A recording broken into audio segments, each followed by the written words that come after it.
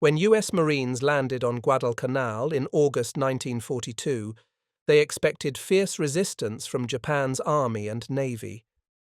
But what they didn't expect was how unprepared Japan's armoured force really was for modern war. In the early hours of August 21, 1942, at the Battle of the Tarawa River, the Imperial Japanese Army launched a desperate counterattack to drive the Marines off the island. Among the infantry that charged through the jungle and over the sandbar were Type 95 Heigo light tanks, Japan's most common armoured vehicle. The tanks were meant to spearhead the assault, crushing Marine defences before the infantry swarmed through. The Heigo was small and fast for its time, weighing just 7.4 tons with a crew of 3, a commander, gunner, a driver, and a machine gunner. Its 37mm main gun could easily destroy pre-war light tanks, and in China and the Philippines it had proven deadly against lightly armed opponents. But on Guadalcanal it met something entirely new: the fire discipline and firepower of the United States Marine Corps. The Marines defending Henderson Field were entrenched behind barbed wire, supported by .30 and .50 caliber Browning machine guns, Boys anti-tank rifles, and 37mm anti-tank guns of their own. When the Japanese tanks appeared in the moonlight, the Marines opened fire. The result was catastrophic. The Heigo's armour, only 12mm thick on the front and as little as 6mm on the sides, might stop a rifle bullet, but not much else. 50 caliber rounds from Marine Brownings tore through the steel plating as if it were tin. Some Marines later joked that the tanks looked like they were made of soup cans. According to eyewitness accounts, Marines laughed in disbelief as their machine gun bursts shredded the oncoming armour. Gunners aimed for the thin side plates, and sparks flew as bullets punched clean through, ricocheting inside the cramped interiors. Flames erupted from ventilation grills as tracers ignited fuel and ammunition. Within minutes, the Japanese tank platoon was annihilated. One Heigo was hit so many times it caught fire and burned until daylight, its 37mm gun still pointed uselessly toward the Marine line. After the battle, Marines inspected the wrecks. They were astonished at how poorly the tanks were built. The armour could be penetrated not only by .50 caliber fire, but also by heavy rifle rounds at close range. The riveted hulls had literally popped apart under sustained machine gun bursts. One Marine officer, Captain Charles Brush, later remarked, "It was hard to take them seriously after that night. We knew then that whatever armour they had, it wasn't going to stop us." The Type 95's weaknesses were rooted in Japan's pre-war doctrine. In the 1930s, Japan's army saw tanks as infantry support weapons, not as independent armoured units like those used by Germany or the Soviet Union. Tanks were designed to fight Chinese infantry and poorly armed colonial forces, not to duel against modern Allied weapons. The Heigo was built for speed and mobility across rough terrain, not for armour protection or firepower. Its 37mm gun could penetrate 25mm of armour, sufficient against early light tanks but useless against newer Allied designs. Its thin armour made it vulnerable to virtually every American weapon heavier than a rifle. Worse, it had no radio. Japanese tank commanders relied on flags or shouted commands, which in jungle combat was suicidal. As US forces advanced through the Solomons, they encountered more of these light tanks, and their contempt only grew. Marines learned to ambush them with bazookas, anti-tank grenades, and even flamethrowers. On some occasions, infantry fired point-blank into viewing slits, killing the crew inside without damaging the tank itself. By early 1943, reports circulated through Marine units describing the Heigo as dangerous only to the men inside it. The Marines' 50 caliber Browning M2, mounted on half-tracks, aircraft, and even jeeps, could destroy a Heigo from almost any angle. On Guadalcanal, engineers even used captured Haygos for target practice. Photos from the island show Marines posing beside wrecked tanks, bullet holes peppering every surface. One unit painted a shark mouth on a destroyed Haygo and joked that it was now a proper American tank. For the Japanese command, however, the shock of Guadalcanal went beyond embarrassment. It was the first time their armoured forces had met a modern Western army on equal ground and been completely overmatched.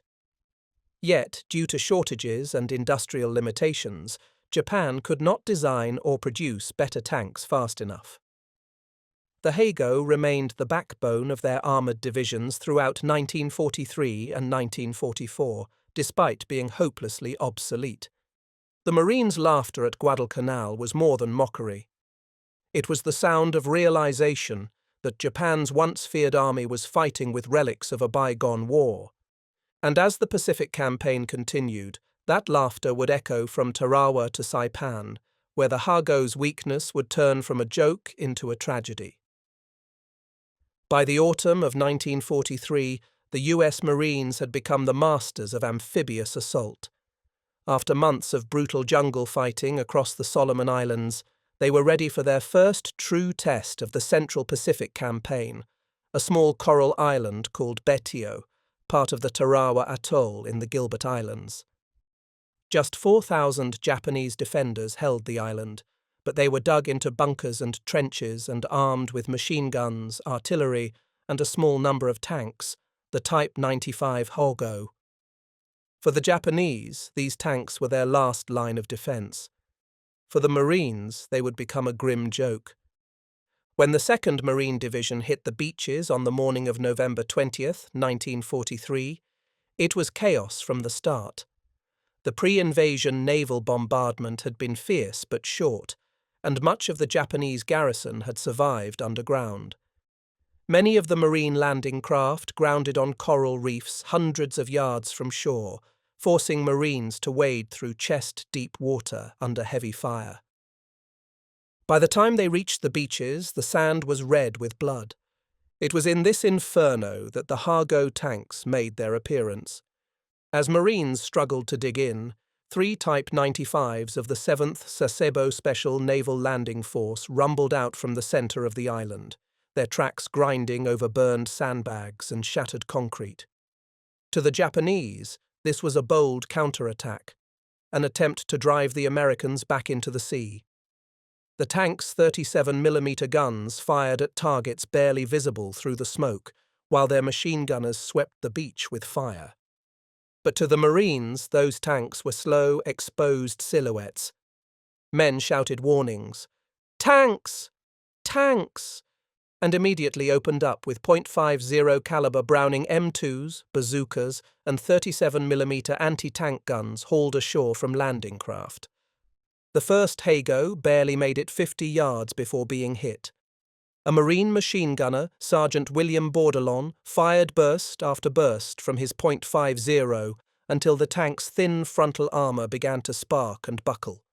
The bullets didn't ricochet, they punched through. Flames erupted from the turret as ammunition cooked off. When the Marines reached the wreck later, they found holes clean through both sides of the armor. The .50 caliber rounds had entered the front and exited the back. The second Haygo fared no better. It was ambushed by a team from Company C, 1st Battalion, 2nd Marines, armed with 37mm guns firing armor-piercing shells. Each shot tore open the tank's hull like a can opener.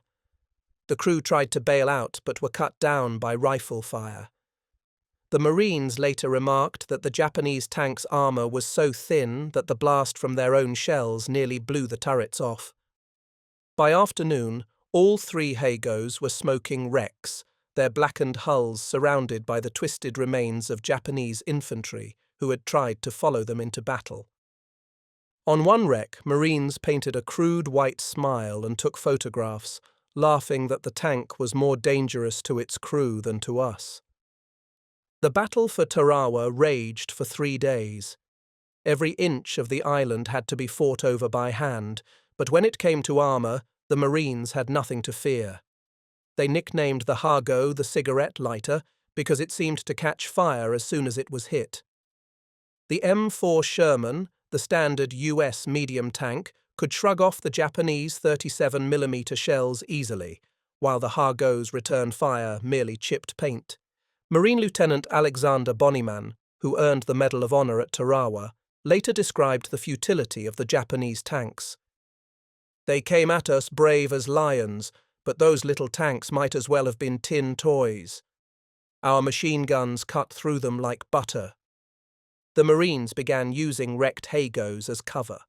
Some even rolled them aside with bulldozers after the island was secured. Engineers examined the remains and confirmed that the armor thickness averaged less than half an inch, light enough for heavy machine guns to penetrate from almost any angle. Even hand grenades, if thrown under the hull, could disable them. Yet the story of the Hago at Tarawa wasn't just about design failure. It exposed Japan's industrial limits. The Imperial Army simply didn't have the resources to field anything better. Japanese steel production in 1943 was less than a tenth of America's, and Japanese tank factories still relied on hand assembly, not mass production. While the US was producing thousands of Shermans each month, Japan's tank output for the entire year was under 1,000 units, most of them Hagos. The Tarawa experience confirmed to the Marines what they had begun to suspect since Guadalcanal: Japan's tank force was obsolete. It wasn't even a contest of technology anymore, it was a contest of manufacturing power. After the battle, a Marine report summarized it bluntly. "The Japanese light tank is completely inadequate against modern weapons. Even .50 caliber machine gun fire penetrates all surfaces." Those words were read across the Pacific, from the Army's Ordnance Department to the Navy's planning staff. The conclusion was unanimous. Japan's armor was no longer a battlefield threat. But on the Japanese side, the lesson went largely unlearned. The Imperial Army continued to rely on the Hago and its marginally improved successor, the Type 97 Chiha, believing that better tactics could overcome inferior machines. They would soon be proven wrong again, this time on the open plains and hills of Saipan, where the US Marines would face Japan's largest tank assault of the entire Pacific War, and once again watch it collapse under the weight of their guns. On Tarawa, Marines laughed at the Hago. On Saipan, they would obliterate them. In June 1944, the island of Saipan became the graveyard of Japan's armored corps. It was here, amid sugarcane fields and coral ridges, that the Imperial Japanese Army launched its largest tank attack of the Pacific War, and watched it disintegrate under American firepower in a matter of minutes. For the US Marines, Saipan was supposed to be just another step in the island-hopping campaign. The objective was strategic. Capturing Saipan would put American B-29 bombers within range of Tokyo itself. But for Japan, the island was part of the empire's homeland perimeter. Losing it would mean exposing their capital to direct attack. They had no intention of surrendering it easily. The Japanese 9th Tank Regiment, commanded by Colonel Takashi Goto, had been deployed to Saipan months earlier. It fielded around 44 tanks, including Type 97 Chiha mediums and several Type 95 Hago lights. On paper, the regiment seemed impressive, a combined arms armoured force defending a key island. In reality, it was hopelessly outdated. The Chiha, Japan's medium tank, was an improvement over the Hago, but not by much. It weighed about 15 tons and mounted a 57mm gun, a weapon designed to fire low-velocity shells against infantry, not armour. Its thickest armour was only 25mm, still no match for the 75mm guns on American M4 Sherman tanks. The Hagos accompanying them were even lighter, armed with the same 37mm guns that had failed so disastrously on Guadalcanal and Tarawa. When the 2nd and 4th Marine Divisions landed on Saipan on June 15, 1944, Japanese resistance was immediate and fierce. The beaches were narrow, the water shallow, and Japanese artillery pounded the landing craft from concealed positions inland. Despite heavy losses, the Marines secured a beachhead by nightfall. But the real test would come after dark. On June 17th, the Japanese launched a massive counterattack, a coordinated assault involving infantry, artillery, and nearly every operational tank on the island. The goal was simple: drive the Americans back into the sea before they could establish their foothold. From the hills above Guadalcanal, the tanks rolled forward in the moonlight. It was the first time most Marines had seen a full Japanese armoured assault in open terrain. The tanks came in two waves, Chihas in front, Hagos behind, their engines roaring, machine guns flashing in the dark. Behind them, Japanese infantry followed on foot, shouting battle cries. The Marines were ready. Sherman tanks from the 2nd Marine Tank Battalion, supported by 37mm anti-tank guns and .50 caliber machine guns, were dug in behind shallow ridges overlooking the approach routes. As soon as the first Japanese tanks appeared, the Marines opened fire. The result was immediate and devastating. Sherman shells punched through the Chihas like paper, detonating their ammunition in brilliant flashes of orange and white. The lighter Hagos fared even worse. .50 caliber machine guns from Marine half-tracks and infantry positions shredded them at close range. Some of the tanks literally came apart, their riveted armour plates bursting off under sustained fire. A Marine observer described the scene later. "They came in roaring and blazing, but they couldn't even reach our lines. We just cut them to pieces. It was like watching a parade destroy itself." The air soon filled with smoke and the smell of burning fuel. Tracer fire arced across the fields as Marines raked the wrecks to stop crewmen from escaping. Within 30 minutes, nearly the entire Japanese 9th Tank Regiment had been destroyed. The survivors who managed to retreat found themselves stranded without fuel or ammunition. When daylight came, the Marines counted 31 destroyed Japanese tanks spread across the field. The rest were either immobilized or captured intact. Marines walked among the wrecks, inspecting the holes punched through their armour. The .50 caliber rounds had gone through both sides of the Hagos. The 75mm shells from the Shermans had torn the Chihas completely open. One Marine corporal recalled, "We started laughing when we saw them up close. Those tanks couldn't have stopped a jeep's machine gun. It was hard to believe they'd attacked us with those things." The destruction at Saipan effectively ended Japan's ability to mount armoured counterattacks in the Pacific. What had once been a proud regiment of tankers was now gone, wiped out in a single night. The Japanese army had gambled everything on one last decisive strike and lost it all. Even the Japanese commanders understood the futility. A captured officer admitted under interrogation that he had known the tanks would not survive. "We fought because it was our duty," he said. "We did not expect to win. We only hoped to die well." But for the Americans, Saipan offered valuable lessons. The battle proved that Japanese armour was no longer a tactical threat, but it also demonstrated how determined the Japanese soldiers were, even when fighting with obsolete equipment. Marines reported that many of the tank crews fought to the death inside their burning vehicles, refusing to surrender even as their tanks exploded around them. After the battle, Marine engineers and ordnance specialists studied the wrecks carefully.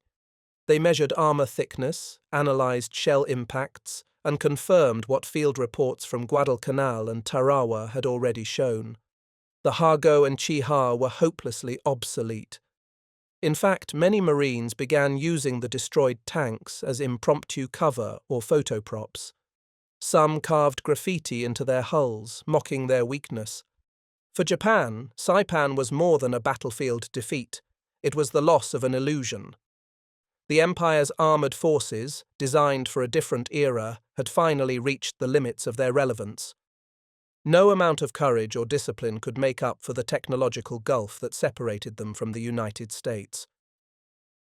When reports of the battle reached Tokyo, the Imperial General Staff quietly ordered that tank production focus on defensive models, but by then it was far too late. The war was no longer about daring charges or heroic last stands. It was about firepower, supply, and industry, things Japan could no longer compete in. By the end of June, Saipan was secured. The last surviving Hagos and Chihas were reduced to smouldering shells scattered across the island's sugarcane fields, monuments to a vanished strategy. And for the Marines who fought there, the laughter that had started on Guadalcanal now carried a grim edge. They didn't laugh out of mockery anymore. They laughed because they understood. The Hago was more than just a bad tank. It was a symbol of an empire that had built for the wrong war.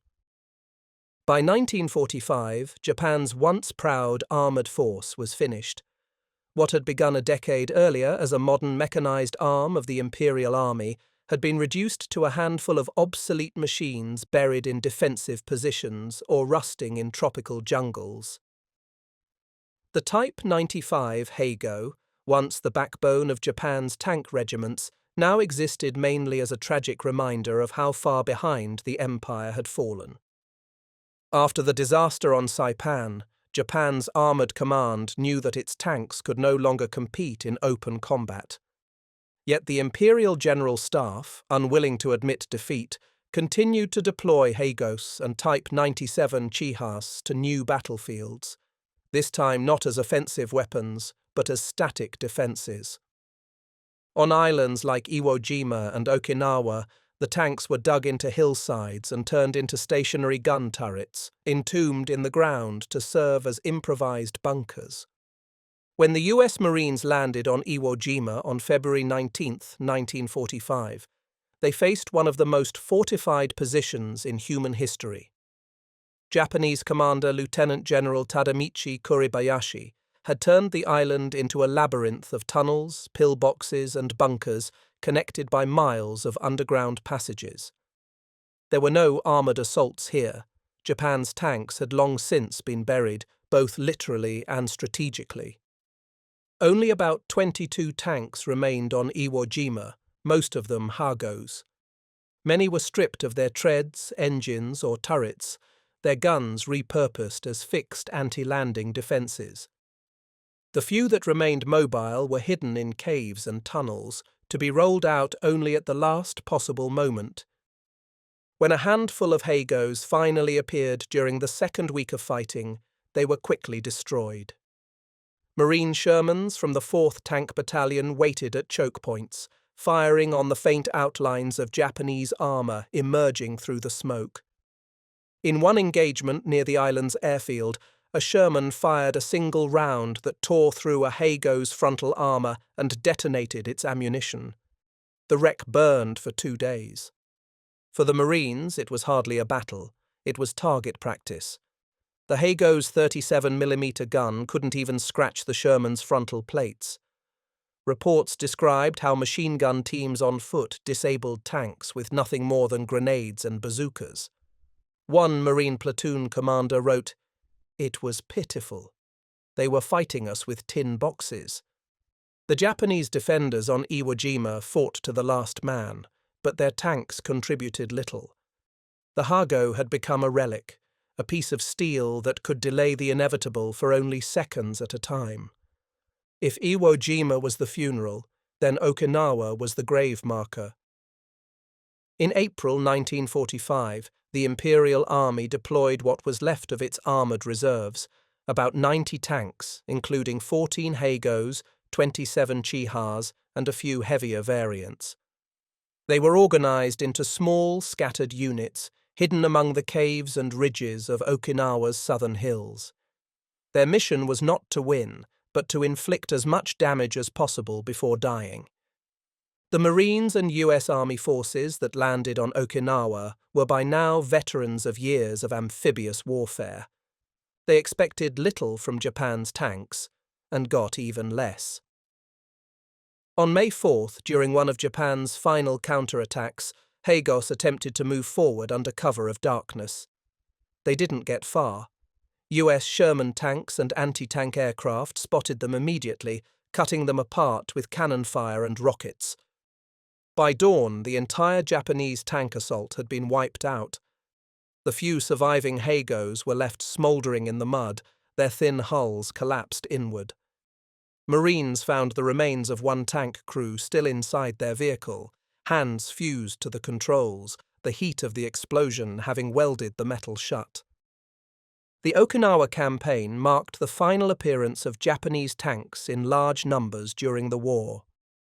By then, American industry was producing nearly 50,000 tanks per year, while Japan struggled to build even a few hundred. The Imperial Army had tried to design newer models, the Type 3 Chi-Nu and Type 4 Chi-To, but they never reached the battlefield in meaningful numbers. Allied bombing raids had destroyed Japan's industrial base, and fuel shortages made training and transport nearly impossible. For all intents and purposes, Japan's armored corps died on Okinawa. When Japan surrendered in August 1945, many Marines recalled their encounters with the Hago, with a mix of disbelief and dark humor. For them, the light tank had become a symbol of how far Japan's technological ambitions had fallen short. They had seen enemy tanks destroyed not by artillery, but by machine guns. They had watched Marines laugh as bullets passed straight through armor that was supposed to protect its crew.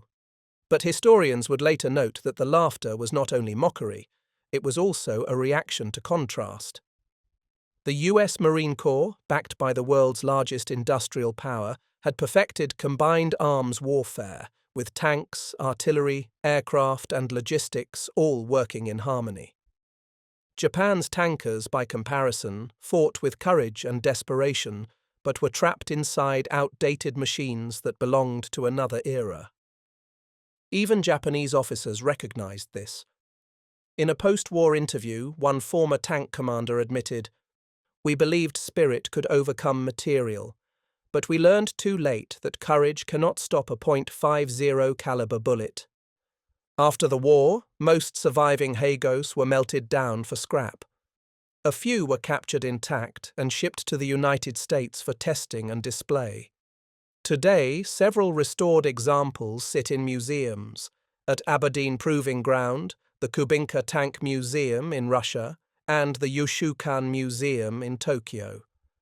Up close, they appear almost toy-like, their riveted hulls and narrow tracks more reminiscent of interwar prototypes than of machines built for the world's largest conflict. In their small size lies the entire story of Japan's wartime tragedy. The Hago represented ingenuity within constraint, a design born from Japan's pre-war victories, when light armor and maneuver warfare still seemed sufficient. But by 1942, the world had changed, and Japan's tanks hadn't. To the Marines who faced them, the Hago was not terrifying, it was absurd. And yet beneath the laughter, there was respect. The men inside those fragile tanks fought and died with the same determination as their infantry comrades. They charged head-on into weapons that could pierce them effortlessly, because that was what they were ordered to do. The Type 95 Hago never won a battle, but it became something else, a symbol of the limits of bravery, the futility of outdated machines, and the industrial divide that defined the Second World War. When the war ended, the sound of laughter on the beaches of Guadalcanal, Tarawa, and Saipan faded into history. All that remained were rusted hulls, empty turrets, and bullet holes, silent reminders that in modern war, courage without technology is not enough.